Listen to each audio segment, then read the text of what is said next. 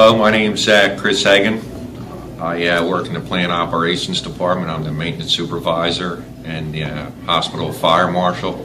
I've been working here for about 15 years. Prior to that, I worked for my brother as a carpenter and started to feel sick. I came here to the Chester County ER and we did some tests and some x-rays, and turns out I had enlarged cardiomyopathy and congestive heart failure at the age of 33. They shipped me down to the University of Penn the next day. They did some tests to confirm everything and told me that I need a heart transplant. My heart was damaged pretty good. So they got me on the list. That took about 7 to 14 days. They have to test, make sure you don't have other diseases or cancer or anything, to make sure you're a good candidate for a transplant. Luckily, I had a great family support. I knew a few people that worked here from being an EMT and a firefighter with Goshen Fire Company, so they helped me out a lot. I got on the list. It was about 7 months of staying at home, getting on the computer, educating myself as to what to expect. They educated me down there at the University of Penn during my monthly tests and checkups. I'm at home in bed sleeping on April 20th, 1999, and I get a phone call from my wife.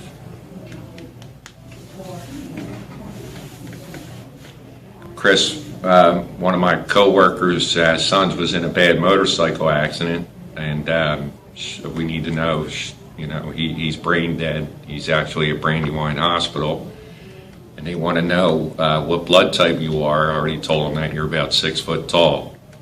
After I hung up the phone with her, not 2 seconds later, it was the University of Penn on the phone, and they asked me the same questions. If this is all going to go, it'll be a direct heart donation from this John Greaves, who was a 28-year-old involved in a motorcycle accident not 3 blocks from my house a week prior to this phone call.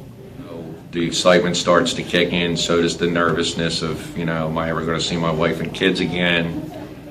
My wife comes home from work, we get the babysitter for the kids, and she drives me down to Penn. My whole family starts to arrive. And I woke up on the 21st at 8 o'clock in the morning, 4 hours after the operation, feeling like $1 million. I could feel my heart thumping. I had good color. It was like the Wizard of Oz. When I woke up, everybody was in the room. My kids, all my brothers and sisters.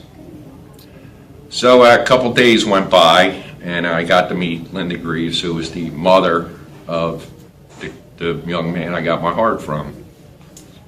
And she put her hand on my chest, and said, I can feel John's heart. That made me feel sad, but she was so glad that something good came out of something bad. He was a 28-year-old, young, strapping, wild kid who just happened to have an unfortunate accident.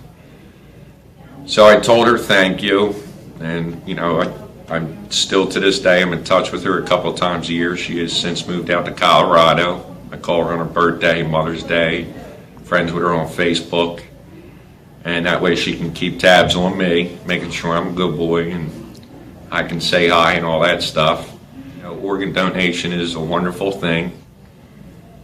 I'm on both sides of the fence. My sister, at the age of 43, a couple of years ago, had a subarachnoid hemorrhage. She collapsed. Me, with my background, I knew she had some type of stroke. I didn't know it was that bad. Again, came to Chester County Hospital with her. There wasn't much they could do after the testing. They took her down to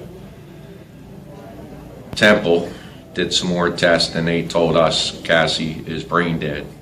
So already with what I went through, and her kids being very young at the time, Chad and Samantha are 12 and 14, we explained to them what was happening and what we were going to do, and her husband understood as well.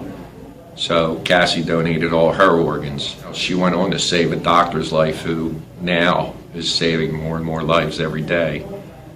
And he actually became a transplant doctor. So my family's very into organ donor awareness. We help out, we do speeches. We have actually a room dedicated in our names at the new Gift of Life house under Cassie. We did a big golfing fundraiser and raised a lot of money so they have food and people can stay there for free. So, as a wise guy as I am every now and then, it's a good thing. I mean, I wouldn't be here without it. And I thank God every day.